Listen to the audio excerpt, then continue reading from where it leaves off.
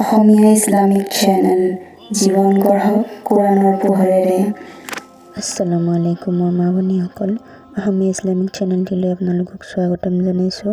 আশা কৰিছোঁ সকলোৱে ভালে আছে, আল্লাহৰ ৰহমতত ময়ো ভালে আছোঁ। আজিৰ আমাৰ বিষয়টি হৈছে উজু কৰাৰ পিছত নখ কাটিব পাৰি নে নোৱাৰি। ভিডিঅ'টো স্কিপ নকৰি শেষলৈকে চাব। বলক তেন্তে ভিডিঅ'টো আৰম্ভ কৰোঁ।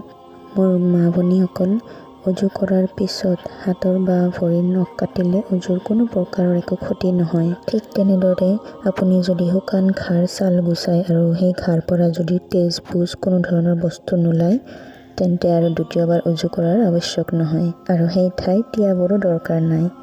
ভিডিঅ'টো যিমান পাৰে শ্বেয়াৰ কৰিব, কিবা বুজি নাপালে কমেণ্টত জনাব, প্ৰয়োজন বুলি ভাবিলে এটা লাইক কৰিব, মোৰ কাৰণে দোৱা কৰিব। আসসালামু আলাইকুম। এনেকুৱা ভাল ভিডিঅ' আগলৈ চোৱাৰ বাবে আমাৰ চেনেলটো ছাবস্ক্ৰাইব কৰিব, কাষতে থকা বেল আইকনটো প্ৰেছ কৰি দিব। কিবা জানিবলগীয়া থাকিলে কমেণ্টত জনাব। ভিডিঅ'টো যিমান পাৰে শ্বেয়াৰ কৰিব, আপোনাৰ এটা শ্বেয়াৰৰ কাৰণে হয়তো কোনোবাৰ উপকাৰ হ'ব পাৰে। আসসালামু আলাইকুম।